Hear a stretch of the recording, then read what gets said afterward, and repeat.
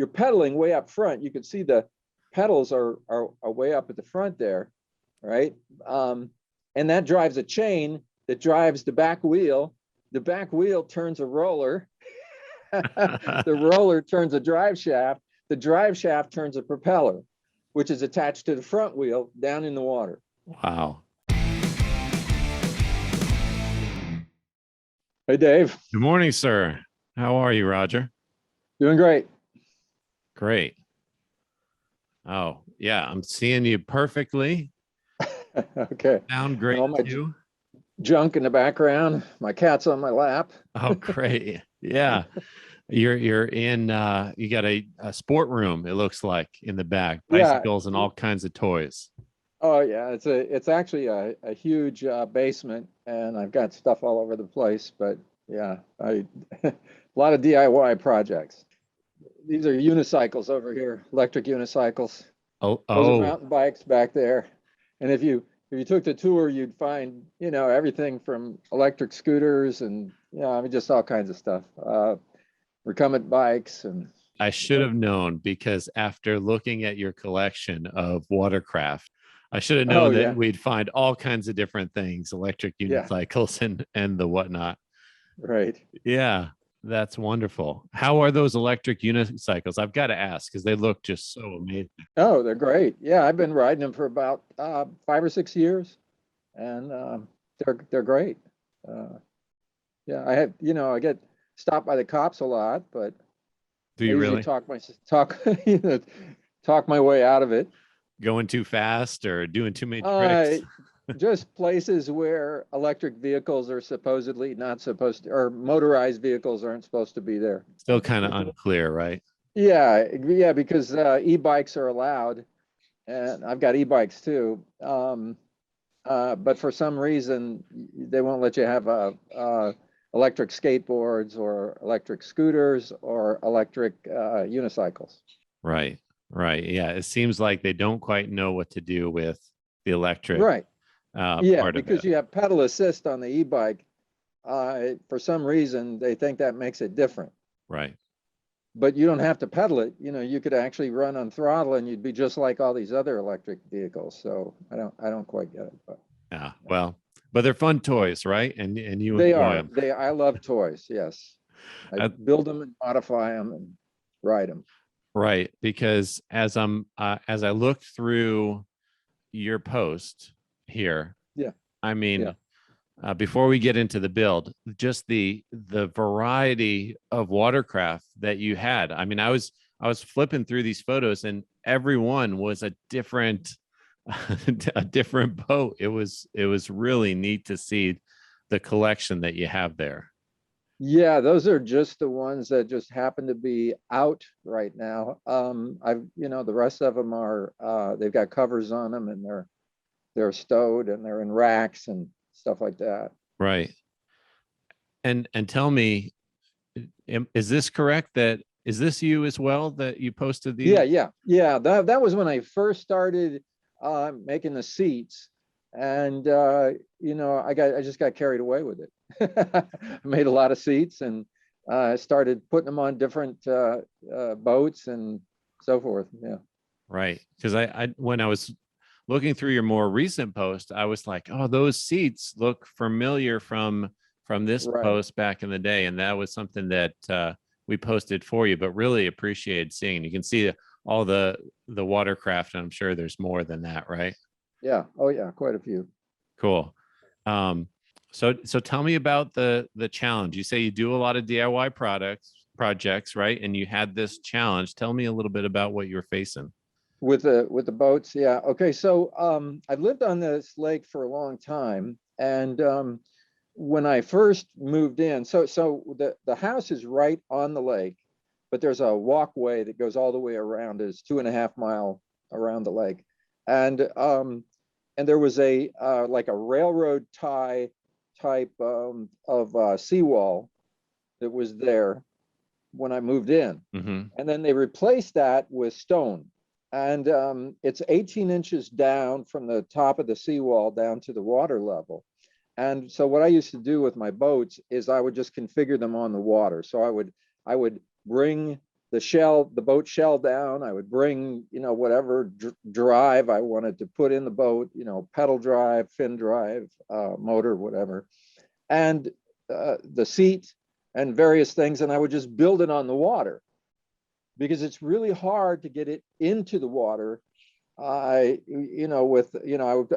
tried putting like rubber pads on it so that the rock wouldn't scrape on the rock. But the problem is everything protrudes about 1.5 feet below the boat, right? So the drive is down there, with the propeller or whatever else is driving the boat, and so you got to put it together in the water, which would take a lot of time, which discouraged me from riding it. Right. If it takes you 45 minutes or an hour to get the boat ready, it's like, do I really want to ride the boat? That's not the fun stuff. Right. So my goal was to create these carts that could hold, I wanted to build 4 of them, which I did, that each one holds a fully configured boat. And the carts, they needed to be able to, take the boat, the configured boat, down to the water, and then get it in the water and bring it out of the water. So like I'm 71 years old and getting a year older every year. And the older I get, the more it's like a real hassle to pull 100-pound or 120-pound boat out of the water. And so I needed an easy way to ramp it in and ramp it back out with a winch. Can I ask you? I've been wondering, have you ever taken a swim when you're trying to get this in or out? No. No, you've never Never. gone over the edge? No. Okay. Because I've taken that dive before, trying to get a kayak just out of the shore.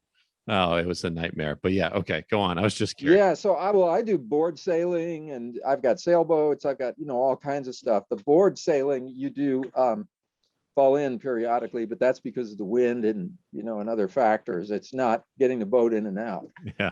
No, I mean, so the other design criterion that I had was to be able to use the ramp or the cart to actually make adjustments. So it had to be strong enough so I could sit on the boat while it's on the cart and make adjustments to the seat, make adjustments to the steering mechanisms for the rudders, and and all that kind of stuff. So along comes MakerPipe. When it first came out, or when I first found out about it, it was like, this is perfect.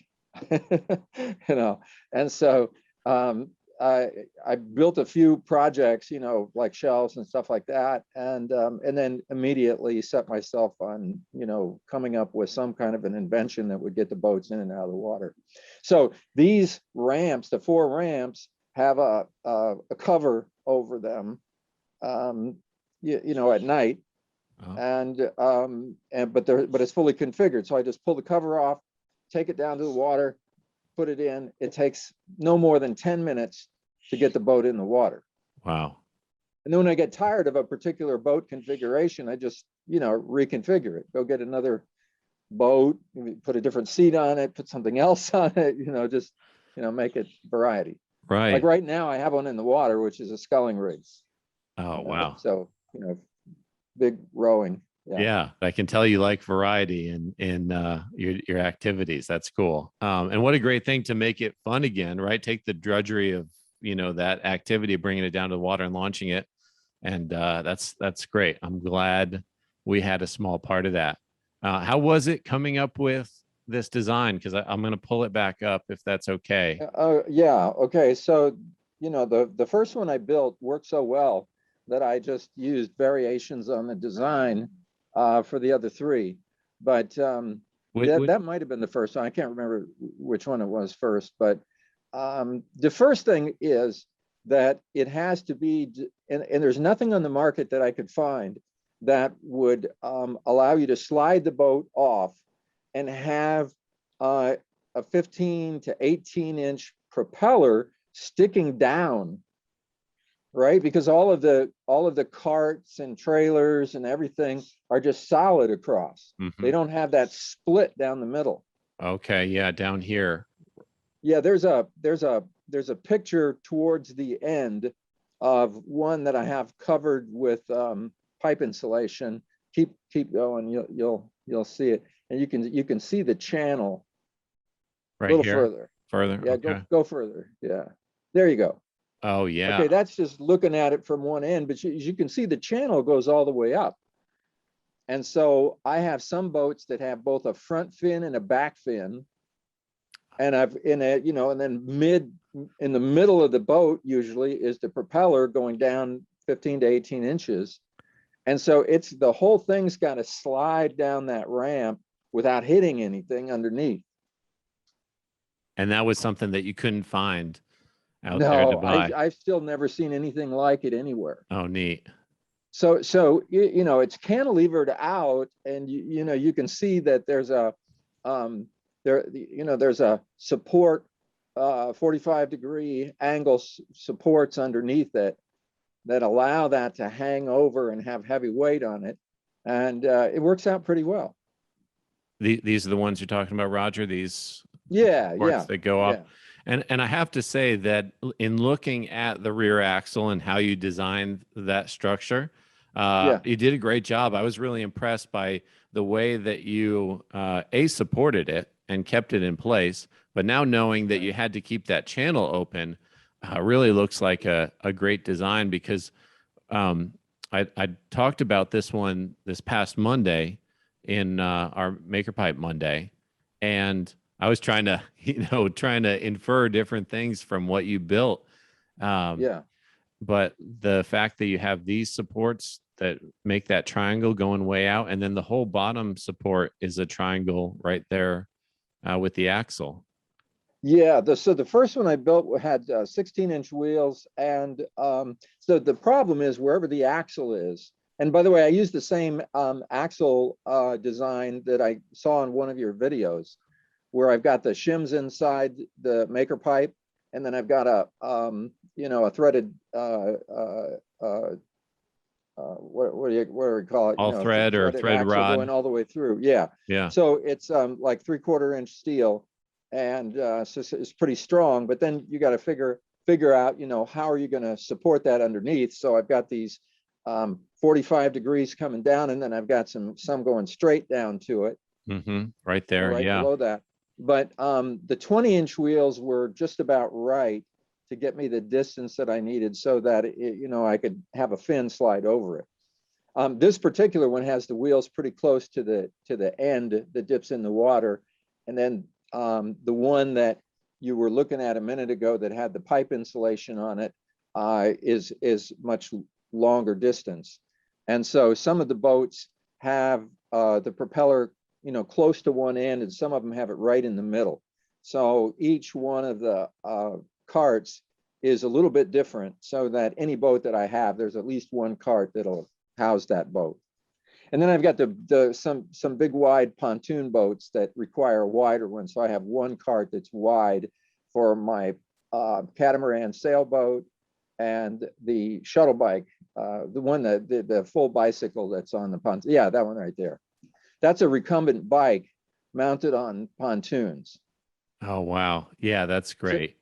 So it was a kit that I got from Italy called Shuttle Bike, but very, very flimsy metal, just two little metal supports in between, and I had to be able to pull it up on the ramp and let it back down, and I needed it solid, so I rebuilt the entire frame from MakerPipe. This one here, yeah, with the pneumatic wheels. No, that's the cart, but actually the frame. There's some other pictures if you flip through some of those where you can see the MakerPipe. I think it's in the other direction. Okay. Towards the front. I got to tell you, this is great, Roger. It's fantastic to see your builds, but also to hear the story behind them, because yeah. Okay. So, well, they keep going. I think there's more of a close up so you can see the MakerPipe. I don't know. It's somewhere in there. Okay. I'm sorry I didn't put them, group them together, but I put these on at different times. Oh yeah, not a problem. Now you have to go back again. So I don't know where it is, yeah, but we'll go back to the one where it's in the water. Yeah, there we go. Okay, so what you can't see here, and somewhere in that mass of 28 photos is, we'll probably see it when you're scrolling through again, but the frame has crossbars, one all the way in the back, which has a hook on it so that I can pull the whole unit up onto the to the ramp and drop it back down, and then other crossbars. And it's got footrests made of maker pipe so that when I'm not pedaling and I just want to lay back and relax on the water, I just put my feet up on the footrests. Boy. Now, what drives this, just for your information, because a lot of people say, how in the world do you drive a boat from a bike on pontoons?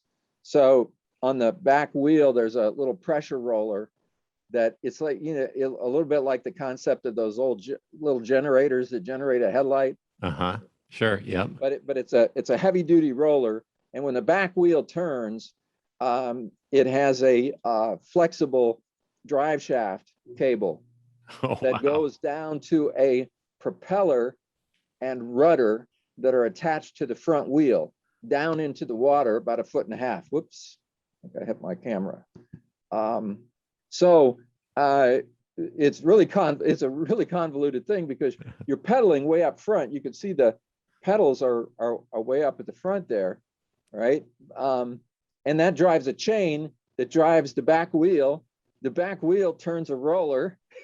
The roller turns a drive shaft. The drive shaft turns a propeller, which is attached to the front wheel down in the water. Wow. Yeah, but that is great. I mean, that puts a smile on our face anyway. If you like mechanisms and contraptions, that's great. Yeah.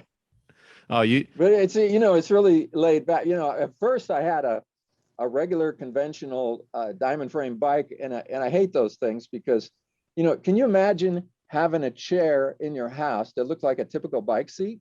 Yeah, you never sit on it. Have company come over, hey, sit on one of those things, you know, and have that drive up your rear end. This seat on these bikes is more like a seat that you might have in your house. In fact, I've got a zero gravity chair in my family room that's a lot like that. And so I like to sit out on the water. Sometimes I'm doing laps on the lake, and sometimes I'm just out cooling it, relaxing. Oh boy. So I use maker pipe frames to put sun hoods on these, so it's attached to the seat itself, and you can flip down the sun hood so that you don't have sun on your head. Is that one of them there, Roger? Yeah, that's one there. Cool. And it's attached to a maker pipe frame. And that way I can go out and take a nap on the water. What in the world did you do before conduit came in your life? Did you build with conduit before? No, I didn't. I used to build a lot of stuff out of wood, which was really heavy and bulky and awful. And so I use maker pipe for everything. I have a bunch of, for instance, I have NSF shelves that I bought prior to maker pipe. But when I wanted to add shelves, like you see on this rack right here, you know, they come with like 4 shelves, and they're too far apart to put a unicycle on each one. And so it cost a lot of money to buy the extra shelf. So what I do now, because I got a lot of NSF all around the basement with stuff stored on it, is to add a shelf, I just cut a piece of wood and use maker pipe, attach it to the sides of the NSF, and it fits just fine. And then, you know, that gives me the support for the wooden shelf. And what used to cost really a lot of money, and you have to wait for them to come, and they're customized and so forth. Now I can just add shelves real easy. Oh, that's great. Yeah, that was a happy coincidence to find that the diameter of the NSF shelves, the wire shelving, fit with the 3/4 inch connector. Exactly. Yeah. Oh, that's great. Yeah. Well, so I'm glad you're enjoying new stuff all the time. Yeah. I don't know what I did with before maker pipe. I just didn't do pipe stuff because I always thought about it as, you know, as just the typical fittings for plumbing, and that just wasn't right. I did a few things with PVC, but I really hate PVC because it's too flexible. And you know, maker pipe was perfect. As soon as I saw it, I started coming up with ideas. I'm so happy to hear that, Roger. It really Thank you for sharing that. And I'm glad it's, Yeah, that you're building all these cool things with Maker Pipe, and it's allowing you to do that a little bit better. Um, yeah. what would you like to see? I mean, you are experienced with Maker Pipe. You've been building quite a few things. What would you like to see us provide that might make it easier or helpful, or any things you'd like to change about it? Well, I was glad to see those flexible, variable angle things that you just came out with. Mhm. So I just got 6 of those in the mail, so I'm going to play around with those, because 45-degree angles is limiting in some situations, and plus because of the way those pivot, it gives you something that can move. So I've just got to start thinking about those. But when I first started using Maker Pipe, the first thing I thought is 45-degree. Come on, there's got to be other angles. And I think I sent an email to you, and you said, "Oh no, we got another one that's variable angles, and it's coming." So it's here. So that's great. A lot of the things that you actually show through the community and through the videos and stuff, I either start using or have already started using. So I go down to the hardware store all the time, or look on Amazon or eBay for things that fit on 1/4-inch pipe, connectors, parallel connectors to connect two side by side, joints of different kinds, but you've done a great job of coming up with things to add to it.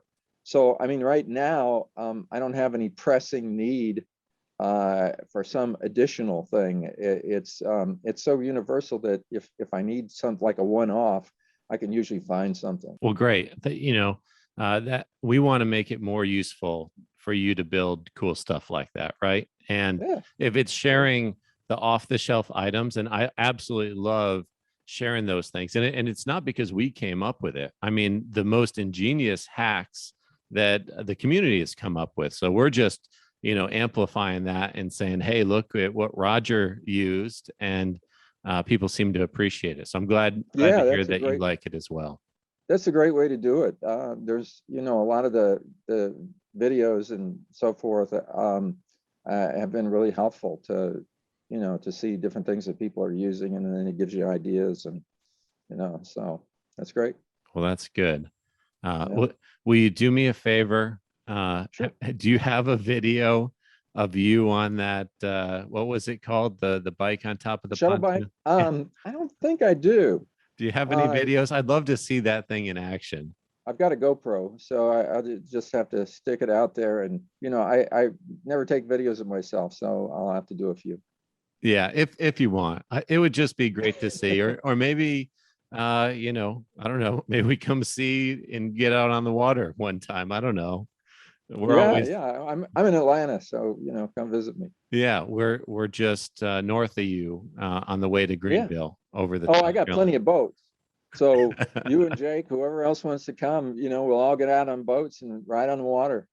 Okay, well, You we'll can have to do. sample all kinds of different boats. I know, have a demo day of Rogers. Oh yeah, yeah. That's Everything's got maker pipe on it somewhere. yeah, yeah. That would be fantastic. Yeah, yeah. No, please do. uh, is there anything else I can do for you? I appreciate your support and the business you've given us so much. Thank you, Roger. Is there anything I can Sure. do for you? Well, I tell people about it all the time, but it's funny. A lot of people are not do-it-yourselfers, and I have sat down, I've shown them the design, because people see what I have on the lake, and I'm always out on something new, and they say, "Oh, where'd you get that?" I say, "I built it with MakerPipe." What? And I still makerpipe.com, and and I say, I will not build it for you, but I will give you the parts list. I'll let you copy the design of anything that I have, and I will supervise and give you feedback. And it's like when it finally gets down to it, they don't do it. So I think some people are do-it-yourselfers and some people are not. I am. Without a doubt.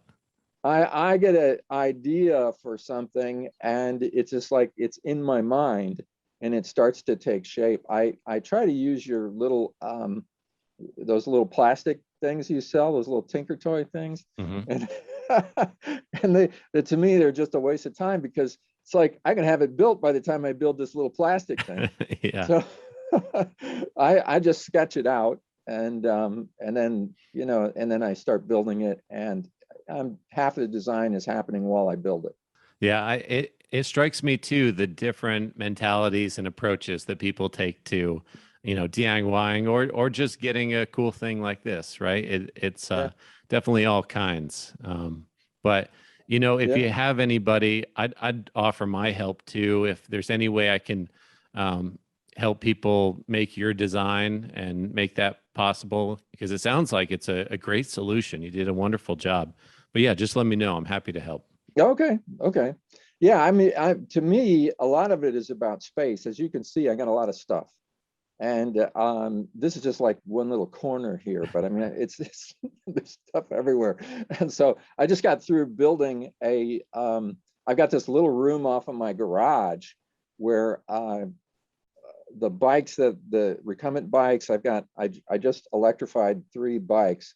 I've got two recumbent bikes that I put electric motors on, and then a stand-up bike and an elliptical bike that I put electric motors on. You know, by the time you outfit them that way, they get pretty heavy. And they're all in my garage with 2 cars, and it's a 2-car garage, and it's got shelves everywhere that are completely full. But I got this little room off to the back. And what I did is I just built another layer like midway.